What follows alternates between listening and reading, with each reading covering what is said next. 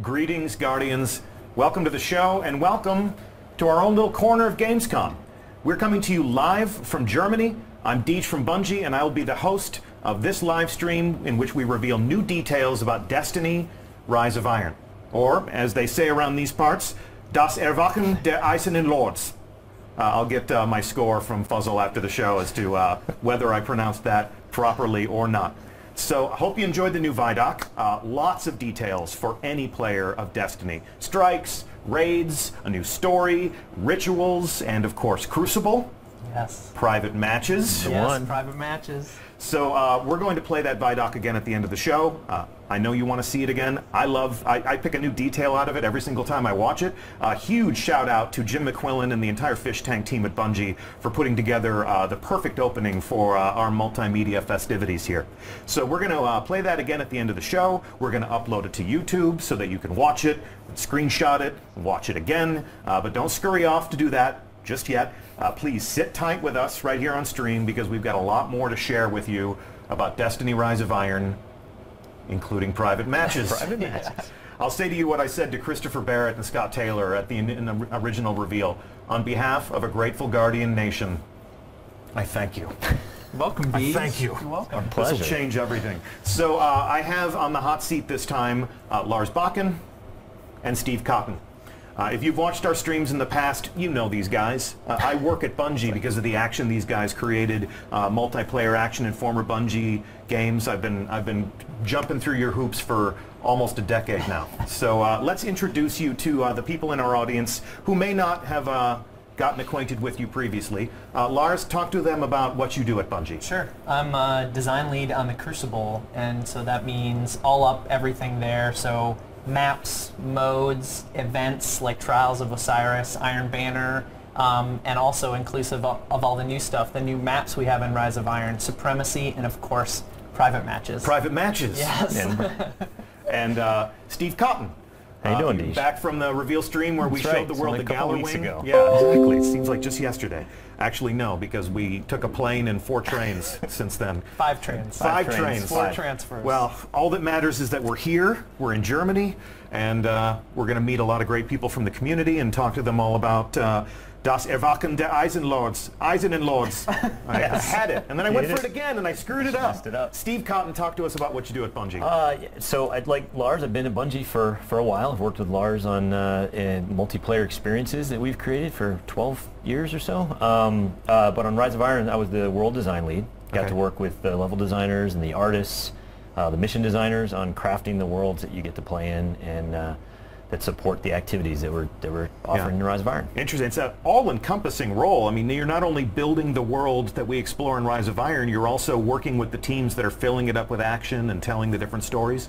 I probably should have said that. Right. Yeah, that's exactly. I'm here to layer in all that about the action. It's all about the, well, you know, it's all about the action. It's about the places you go, the beautiful things that you see, and the nasty things. The team's there amazing, so it's easy.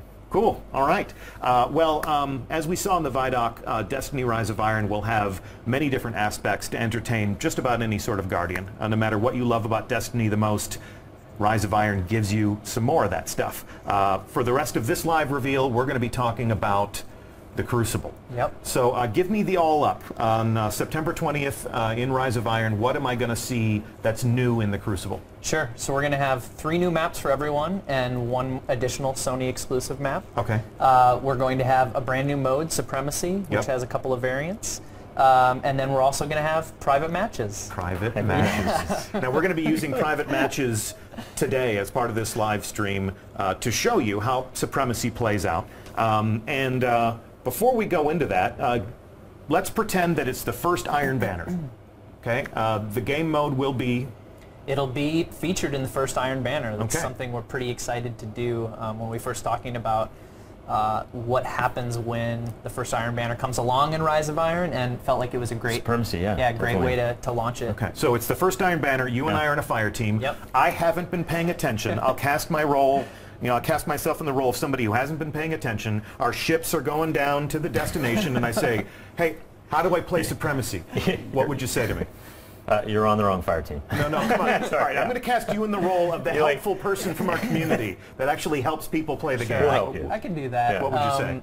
So Derek just talked about it on the stream, but if you take the base of Clash, which is our team deathmatch, add an objective on top of that. So every time a Guardian dies, they drop a crest, and the only way to score points is to grab that crest. Okay. And what are the crests? I mean, what's the meaning in the world of Destiny? So yeah, the crests are not just not just a representation of your class; they're a representation of your honor. So this is Shaq's favorite game mode. It's about glory. It's about taking other people's honor. And you can defend your honor by taking your own crest back before the enemy can get it. So now you said it's not just about your class. So when I look at someone's crest, I can tell if they're Hunter, Titan, or Warlock. Yeah, and I know you're gonna have a special time. Yeah, I'm gonna relish picking up those. Apologies in advance, Hunters. I'm gonna relish picking up those Hunter crests because y'all have it coming with your golden guns Hunters. And your blade dancing and your Cosmo knows what I'm talking about.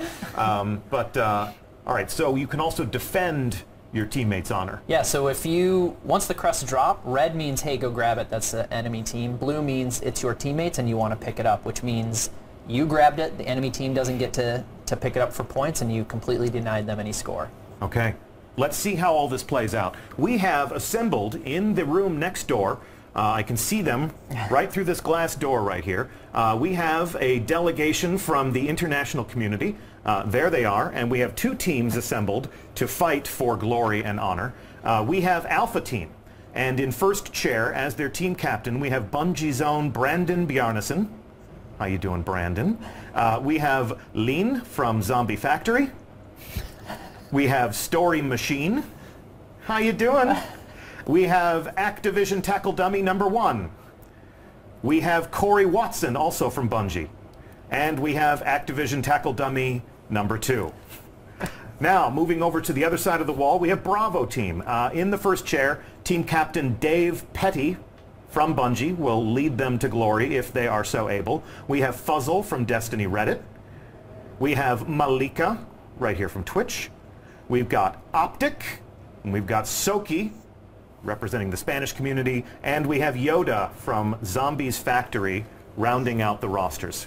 So let's take a look at these handsome fire teams in orbit, and this will be our first official glance of the user interface for private matches. So there you go. First thing I need to call out as an old crusty dyed-in-the-wool Bungie clan overlord, in the upper left-hand corner of the interface, blinded by the sun, we have your clan affiliation. Now, we're playing in the development environment, so clans were not available to us. But you, as a player of Destiny, when you host your own private match, we're putting the name of your clan on the side of your clubhouse. Yeah, this was really cool for us. It's a way to make clans feel more integrated into Destiny.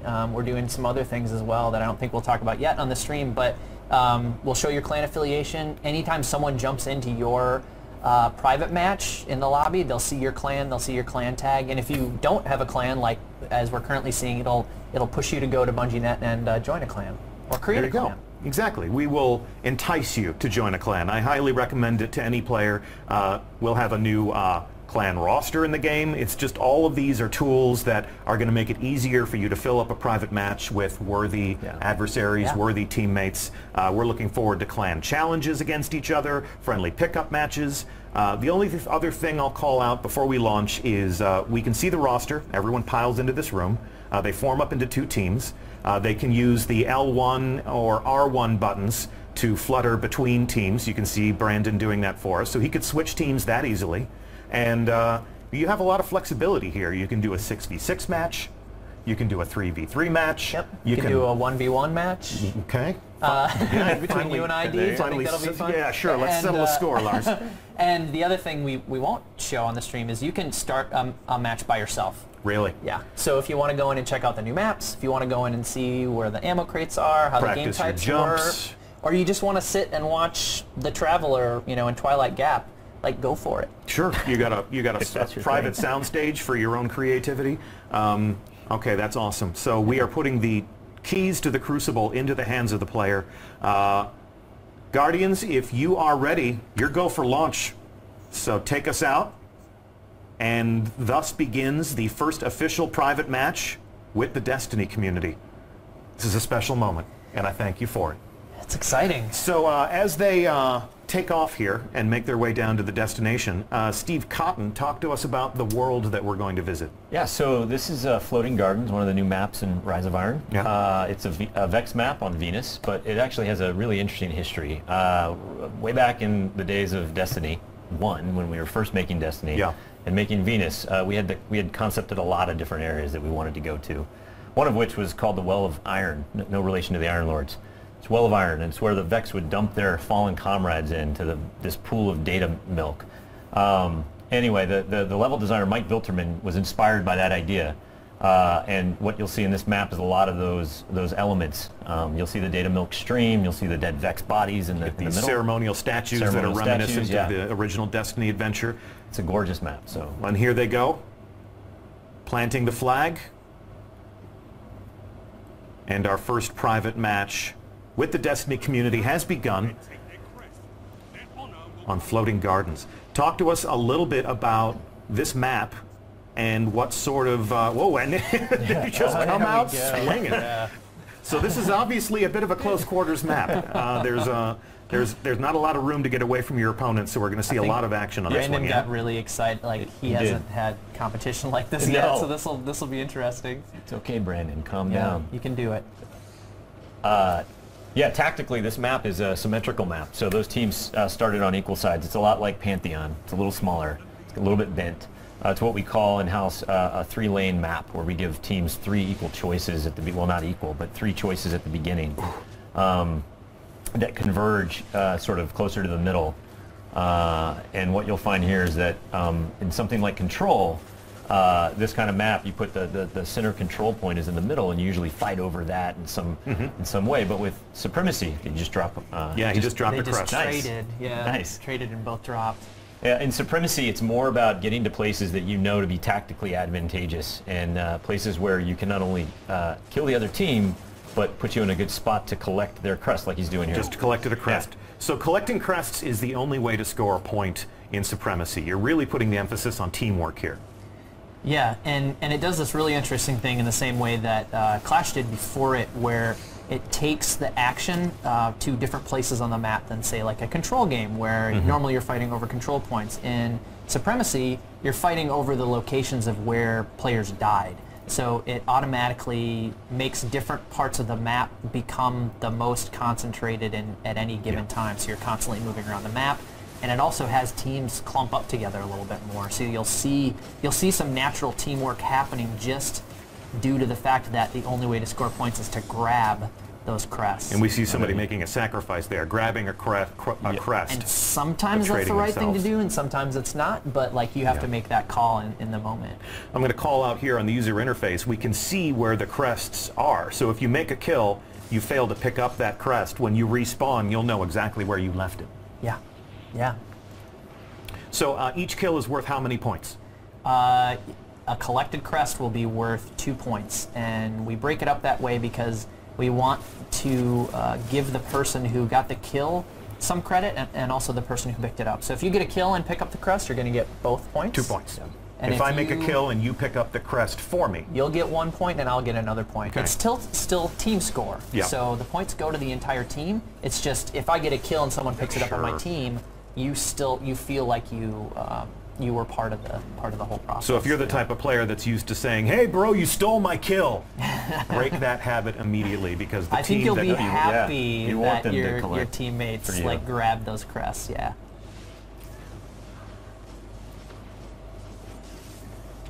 Boom. There we go. So like a nice close quarters kill is nice, because if you use a shotgun or if you use something like Fist of Havoc, your downed crest is going to be right in front of you. Snipers are going to have a harder time with this. They're definitely going to need to collaborate with their teammates to do that collection work. Yeah, you can't just sit on one side of the map or down a lane, snipe away, and then expect to be super effective. If you don't have someone that is collecting those crests on your team, then you're effectively just wasting sniper bullets. Interesting, yeah.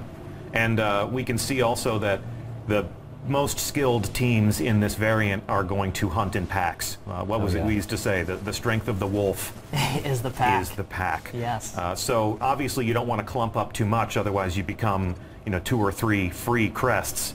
but if you don't have anybody working with you to collect those things, the point for making a kill is not guaranteed. You don't just automatically get the point for making the kill. Someone actually has to pick up that crest for either of those points to get scored, correct? Yes, yes, yes. And there we go. Gallarhorn. Wolfpack rounds ride again. Woo. Boom, Oh, boom. that was close quarters. That yeah. was dangerous. And the Stormcaller And has something to say Stormtranced. about all of that. Yeah, the guys in my clan call that the Storm Chaser, because as soon as you hear that, it's like, run, run, run, run, run, and that's what he does. He chases you. He or she, of course. So this is a smaller map. It's a symmetrical map. A lot of shotguns on this map, a lot of close quarters fighting on this map. What else do you hope will happen as you design a space like this? What's the full governing philosophy behind the 3 lanes of traffic? Well, you hope that the 3 lanes have like different experiences down each of them, right? So when you're making a choice, you kind of know what type of fight you want to get into. I mean, the shotguns are definitely going to be pervasive over here on the right, more enclosed areas, but on that outer edge where it's a little longer sight lines, I think you want longer distance fights. I mean, it's in Supremacy, the way it plays out. I think you have somebody supporting somebody else with longer range weapons, most likely. But you hope that oh, nice. There we go. you hope that stuff happens. Oh, denied. Couldn't get to the crest in time, but ended up taking out that guy anyways. Nice. Good work. Oh. So when you think of your favorite Destiny maps, there's always a portion of the map that's kind of the hot zone. You know, when you look at the heat maps, that's where most of the kills get made. Where do you think is going to be the sweet spot for a team to control here on Floating Gardens? On Floating Gardens, I mean, the 50-yard line's pretty popular, right? I mean, and where's that? That is right down. It's easy to figure out once you see it, but it's this Vex data milk river right down the middle of this map. So, and then there's a couple of different interesting spaces along that axis. They're fighting here right now. He's on Yeah, it. And so you want to command that area. That would be where all the crest indicators are on the exactly. map. That's not a surprise. So, so these are 2 pretty evenly matched fire teams. This is actually pretty good. This is great. We brought in people from the community, and we were having them play against members of the Bungie away team, as well as our friends from Activision, who built this lovely space where all this magic happens for us. And we're, there's when the guys on the Activision team saw who was coming in to fight from the community, they're like, Optic? What are you doing to me, man? It's like, hey, we got some hitters on your team. Don't worry about it. Brandon's got game. He's probably one of the most skilled Bungie employees in the studio, in which case we're definitely going to form up our own Bungie team and get in on some of this private matches action. nice. All right. Yeah, that was a close match. Close match. The team that we were spectating lost. And there you have it. Our first private match with the players in our community. We're going to play one more private match. I'm going to give them a moment to collect themselves, to return to orbit. Brandon's backstage, sort of fanning the flames of a game well played. We salute you. And whether your honor was collected or not, every Guardian is a hero of honor, so please don't take it hard. But we have more gameplay to enjoy. So we're here in orbit, once again greeted by the user interface that you would use to set up your own private match. So Brandon, if you could, let's take them through the game options. We're going to continue to play Supremacy, but if we take a look at the game types, we have 3 pages of game types here. You're essentially giving them access to every single combat scenario that you've shipped with Destiny. Yeah, we tried to be. It was important for us to bring those modes in, especially the modes that maybe were just weekly rotators in the past, some Inferno modes. So if it's not up for you that week, there's still the possibility that you can play. Mayhem is always popular. Yeah, Mayhem as well. Like people are always asking for a Mayhem Iron Banner, and I say, oh God, the horrors! I do not want to read those tweets, but they could recreate that for themselves. They could. Yes, absolutely. Okay. So all the game modes there, and then so you pick your combat scenario, then you pick your map. We've shipped a lot of Destiny maps across all the different expansions. Around 30. Dark maps Below, House of Wolves, Taken King, now Rise of Iron. So they're all in here, so we can page through. almost 30 maps, up to 30 maps. You're going to see maps in here you haven't seen for a while. Yeah, including Skyline, which is a map they've never seen. Yeah, it's a map they've never. I was going to say, Deej, Right, they've including never that seen one. that. For the sake of illustration purposes, go ahead and pick First Light. Now watch what happens to the interface. As you can see, we added a couple of options there. Some maps are outside, so we can play with time of day. Some maps are big enough to accommodate vehicles. Right. So talk to me about time of day. I mean, is that just a style choice, or does that actually impact gameplay? It can change gameplay. Yeah. It can change tactically how you play, and you know, in Destiny we do have time of day as an option in the maps, and normally in matchmaking it's just a randomized choice. Yeah. So sometimes you'll get a map at night, sometimes you'll get it midday, sometimes you'll get it in morning. Yeah. And it was a cool option to give players because it does feel different. Rusted Lands feels different when you're playing at night. Yeah. Even if you're going in there and screenshotting. Yeah. You know, It'll we be used to fun. take pictures of maps all the time and share them with the people in our clan. This is where you stand when we tell you where to Yep. you're supposed to snipe, you know, so if you need better lighting conditions for those sorts of things, or if you just want to create the right mood, if you're, you know, waging your own tournament on a given theme. And then vehicles, near and dear to my own personal heart. Yep. You know, we've talked about the fact that Sparrow Racing League is coming back. It's some of the best fun I've had playing Destiny, and I am really looking forward to seeing who in the community uses this vehicle setting creatively. I've heard tell that there's been a little bit of fun in the playtest labs. Well, we had a take-home test a couple weeks ago, and someone's like, "Hey, why don't we play 6v6 elimination on Bastion at night with vehicles?" And we did, and it was awesome. I mean, it was so crazy, but it was super fun. And so that was just a glimpse of what we think the community will be, you know, toying around with. Well, and with their creativity, Destiny can be things that it never was previously. So we're certainly looking forward to that. So Brandon, take us back up the menu chain there a little bit. We've chosen our map. Actually, we haven't chosen our map. We're not going to play. Choose one. Yeah, where are we going next? We're going to Icarus. Icarus, there we go. So we'll go to Icarus. This is a smaller map, so the considerations about vehicles drop away. We'll take a look at our score limit. You can design your own duration of play. This can be a long match, this can be a short match, and then there is, of course, the time limit.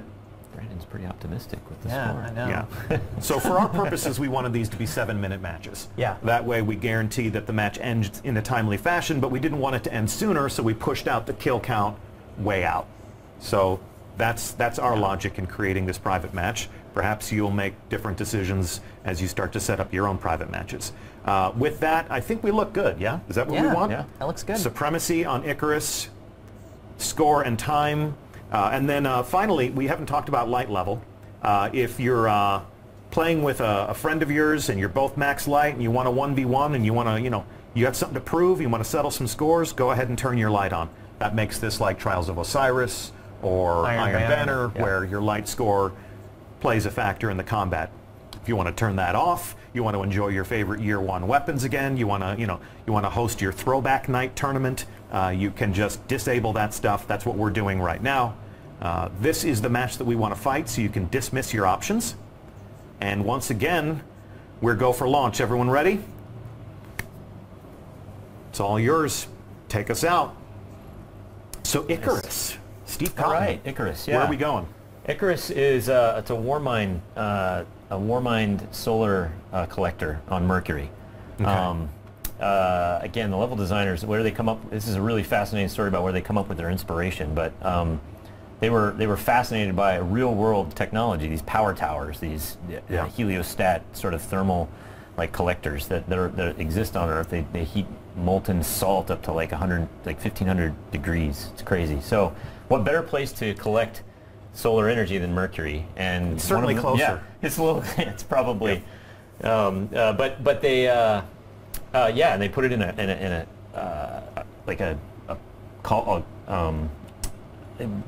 pit basically, and put all the arrays of mirrors around that pointed at this thing. It's the collectors glorious. right there. It looks amazing. Now this is the first human installation that we've seen on Mercury. When I think about the lighthouse, or when I think about some of the different Crucible maps that you've set there, it's usually Vex in nature, but this is, you know, Warmind similar to Rasputin. That Golden Age tech is coming more into play here. So let the games begin. Yeah.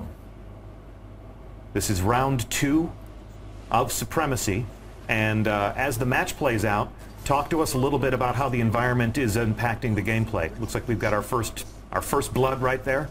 This one's a little bit tighter than Floating Gardens. Is this a symmetrical map?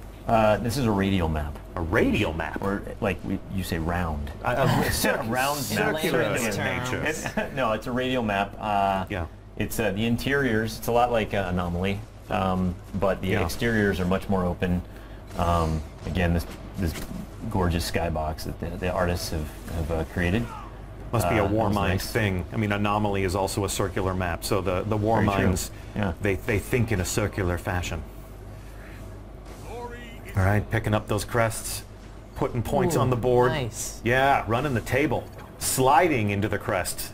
You get style points for that? No, you don't, but Yeah, you should. But you should. sure feel cool doing it. Like, so that was great. That was a denial right there. Yeah. So Ooh, that could have been a double kill instead. So we can see down here in the lower left-hand corner, the user interface is telling us a lot about the combat. We can see Bravo team seizing quests. I want to say quests so bad. Crests. They're seizing the crests.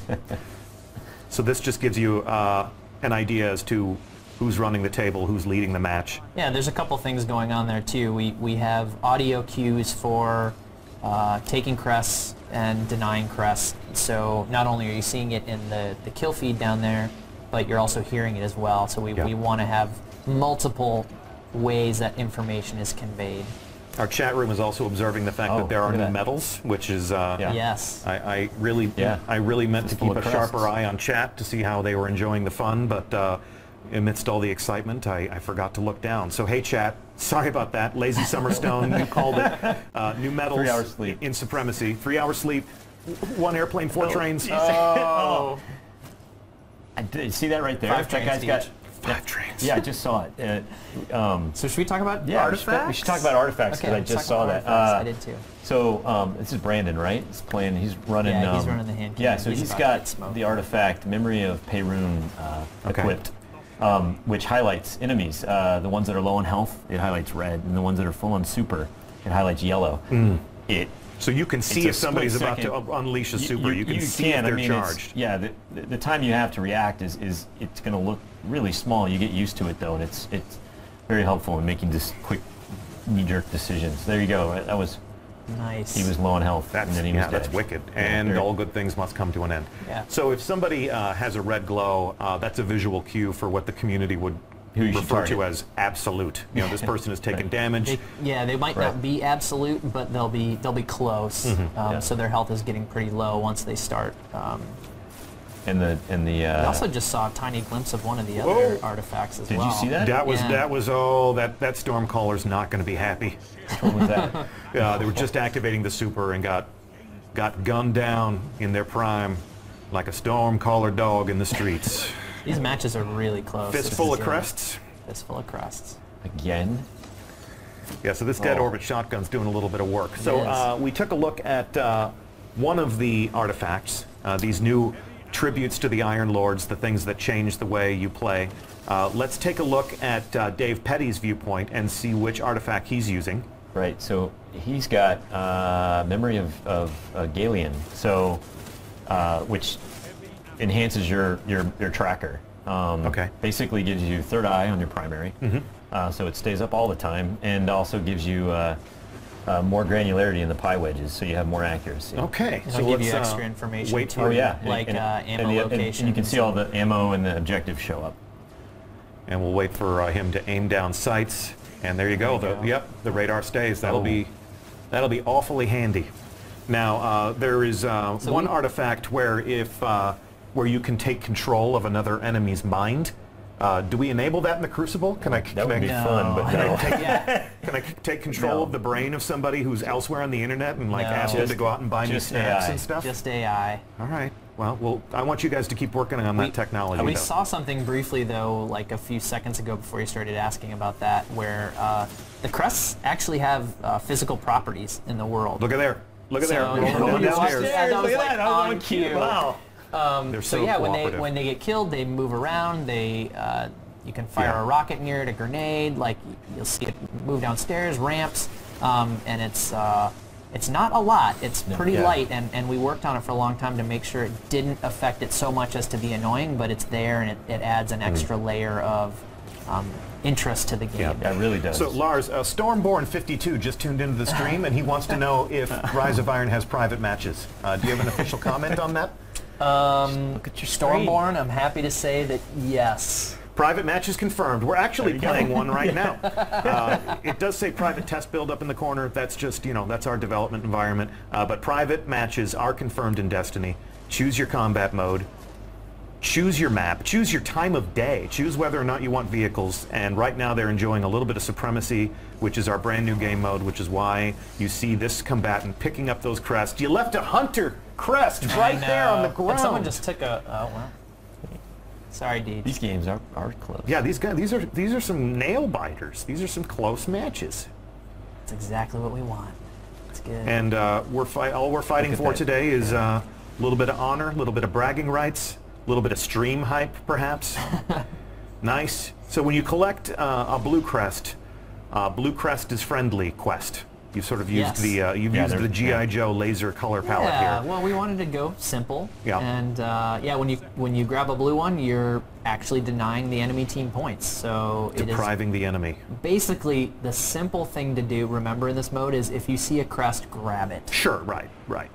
Yeah. No matter the color. And then you gave us different colors for the crests so we could at least understand how the battle is progressing. Correct. Unlike those grenades where you never know if you're going to run through an enemy fog or a friendly fog. Look at that super showdown, and the hammers win. Got a few more hammers. There you go. You have redeemed yourself. Your team has won. Good games to all. Good games to all. Thanks so much to our community combatants for putting on a good show today. The first two private matches in the history of our community have played out, and exciting. We've got nothing else to play. We're going to save the other two maps. We're going to hold those in reserve.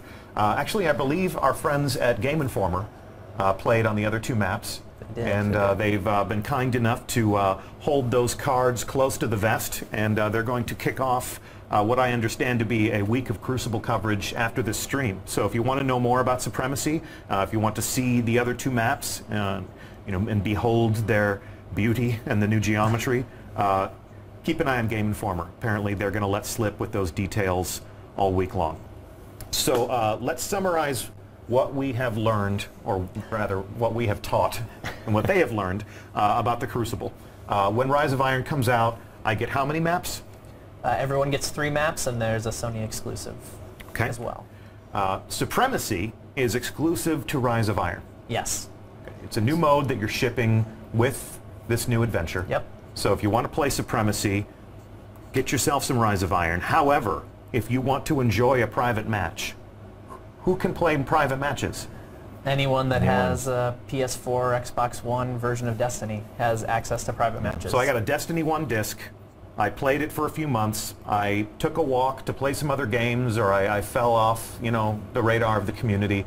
I'm watching this stream right now, or maybe a buddy of mine says, hey, remember that thing you always said you wanted to do? They put it in now. So I can take my Destiny 1 disc, plug it into my PS4 or my Xbox One, download a whole bunch of updates. Yes. We've been busy. We've been busy in their absence.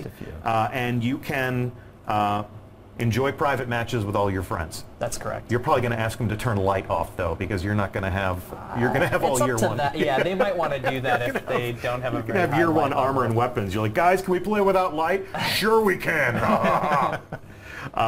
Okay, so we know the community is going to do amazing things with this new feature set. We're going to be watching. We're going to be learning from you, as we always do. This was one of the most frequently requested features.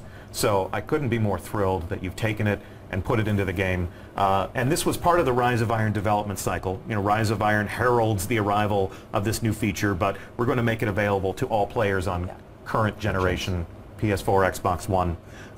We know that you're going to have a lot of questions about how all of this works and what all of this means to the game that you love to play with your friends. So our friends on the Destiny player support team are going to hook you up with some answers. If you make your way to Bungie.net, there will be some support articles that are going live with a brand new blog article, essentially talking about private matches and the new game options that you can use to structure your own engagements. Some of the different clan features that are going live with Destiny Rise of Iron. Looking forward to that. Yeah, it's gonna be great. Forward to the tribal warfare that's going to open up between our players, hardcore communities. Looking forward to showdowns between Invigorate and Rezo and just like the whole thing. It's going to be awesome. And then, of course, if you want to plan and manage your own Destiny tournament, we have just some guidelines, basic rules and regulations for how all that can go down so that everybody in the community can have some good, safe interactions with each other and that expectations are properly set there. So that's one thing to go check out after the stream. We are now going to go into quiz show mode, so that we can summarize. You're on the hot seat for a reason. Putting us on the spot. Yep. So we are going to be in this studio for the rest of the week. We're going to be talking about Rise of Iron. We're going to be playing the new strike. What's the name of the new strike? The Wretched Eye. The Wretched Eye. That is absolutely That's the correct. first quiz? That's the first question. Good job. You nailed that. We need like a ding or something. Yep. So we're going to be on this couch. Go to Bungie.net to see the full schedule of all the international streamers that are going to come in here. Different personalities, different languages, different points of origin. It's going to be awesome. We're going to meet a lot of people who love and play this game and lead the community in their own right. Next question. When does Rise of Iron launch? Is that for me or him? I think you should take this one. Just buzz in. Oh, I just buzz? That's a great question, Deej. I'm glad you asked. Well, there you go. September 20th. All right. So Tuesday, September 20th is when we all invade the Plaguelands for the first time, and then there will be the raid. Brand new raid. When does the brand new raid launch, Lars? Friday the 23rd. Bonus question, what's it called? Wrath of the Machine? There you go. You guys are on fire. it. It's almost as if you guys made this game. Tiebreaker. Okay, No, all right. Tiebreaker. Actually, there is no tiebreaker. That's the end of it. But if you're watching this and if you've missed out on one of the adventures to Destiny that we've released to date, and you want to play some catch-up, we have some different ways for you to do that. You may have seen a trailer for Destiny: The Collection. That's your catch-up bundle. It's all of the adventures that we have ever released in Destiny to date, including Rise of Iron, everything up to that point, Destiny, Dark Below, House of Wolves, Taken King, and Rise of Iron. If you're looking forward to investing deeply in the private matches, it's good to get all those maps into your inventory, or perhaps you just want to play and catch up and see what we've been up to while you've been away. If you don't want to play catch up, but you feel like your Guardian isn't combat ready, there's going to be a character boost so that you are ready for action, ready to run into the Plaguelands as soon as Lord Saladin says go. What else do we have? We have, as part of the Destiny The Collection, we have a digital upgrade path. So if you are one of our friends on a legacy console, mean to say a PS3 or an Xbox 360, if you own the Taken King on that system and you get yourself a shiny new PS4 or Xbox One, open up the digital marketplace on your new console, go to the PSN store, go to the Xbox Live Marketplace, you'll be able to buy Destiny The Collection at a discount. It'll detect that you have the Taken King, and it'll allow you to pick it up for 40 bucks. So we hope that makes it a little bit easier for you to continue your adventure with us. Wouldn't be the same without you. And this game is nothing without its community. I'm sure you agree. Agreed. Because you do great things for them. You do great things for them, fellas. So again, that's not all that we have planned. We put so much effort into building this lovely set, so we're going to get a lot of mileage out of it. There are going to be other people to come here and hang out with us. Looking forward to a lot of people from the community to come and tell us in their own words what they think of the Wretched Eye strike and who knows what else. Thanks for watching. Thank you, gentlemen, for taking 5 trains to be with us here in Cologne and to show us everything that you've been working on. Thank you to our guest community combatants in the next room. You guys were awesome. And we thank you for watching. I already said that, but I'll say it again. So this is the end of our stream. It's time to fan out onto the internet and get yourself some more details. You can watch that Vidoc on YouTube. We're about to play it for you again right here. You can check out what Game Informer is saying about the Crucible, and it may well be that one of your favorite YouTubers was invited to our studio a couple of weeks ago to play these things for themselves. So their embargo should be lifting soon, but just check it out. If you follow the right people on Twitter, you'll see a lot of links to new information. I am Deej from Bungie. This has been Lars Bakken. Hello. This is still Steve Cotton. And it's been our pleasure to host you on stream. Stay tuned to our channel all week long, and very soon we'll see you atop Fellwinter Peak. Thank you for watching.